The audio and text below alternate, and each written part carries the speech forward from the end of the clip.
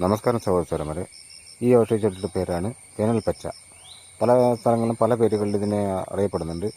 ഇത് മഴക്കാലങ്ങളുണ്ടായിട്ട് ഏകദേശം ഇത് വേനൽക്കാലങ്ങളാകുമ്പോഴേക്ക് ഇത് നശിച്ചു പോകാറാണ് പതിവ്. ഇതിൻ്റെ മേലെ നല്ലൊരു വെള്ളപ്പൂവുണ്ടാവും. ഇത് പലതരത്തിലും കാണപ്പെടാറുണ്ട്.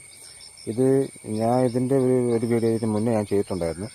ഒരു ഔഷധ സസ്യത്തിന് ഒരുപാട് ഗുണങ്ങളുണ്ട്. ഔഷധ സസ്യത്തിന് ഒരുപാട് ആയിരത്തിലേറെ ഗുണങ്ങൾ ഓരോ ഔഷധ സസ്യത്തിനും ഉണ്ട്.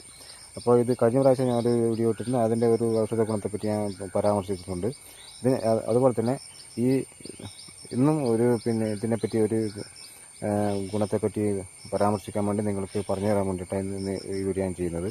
ഇത് നമ്മുടെ വേനൽപ്പച്ച പല പേരുകളിലും പല സ്ഥലങ്ങളിലും അറിയപ്പെടാറുണ്ടെങ്കിലും നമ്മുടെ ഈ പറമ്പുകളിലും പല സ്ഥലങ്ങളിലൊക്കെ ഈ കൃഷിസ്ഥലങ്ങളിലൊക്കെ ഇത് സുലഭമായിട്ട് വളർന്നു വരുന്ന ഒരു ഔഷധ ചെടിയാണിത്.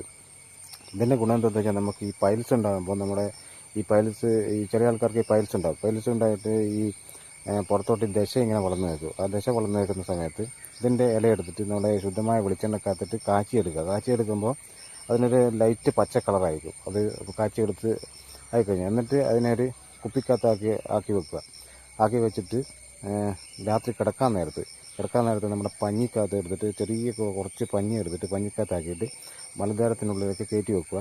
പിന്നെ ഈ മലദ്വാരത്തിന് ചുറ്റും ഇങ്ങനെ ഒന്ന് പുരട്ടി കൊടുത്താലും മതി. അപ്പോൾ എല്ലാ ദിവസവും ഇങ്ങനെ ഒരു 21 ദിവസം ചെയ്ത് കഴിഞ്ഞ് കഴിഞ്ഞാൽ നമ്മുടെ ഈ പുറത്തോട്ട് തള്ളിയിരിക്കുന്ന ആ ദശ അതിന് ഒരു ശമനം ഉണ്ടാകാനുള്ള ഒരു ഒറ്റമൂടിയായിട്ട് ഇതിനെ ഉപയോഗിച്ച് പോരാറുണ്ട്. മറ്റുള്ളവർക്കൊന്ന് പരീക്ഷിച്ച് നോക്കാവുന്നതാണ്.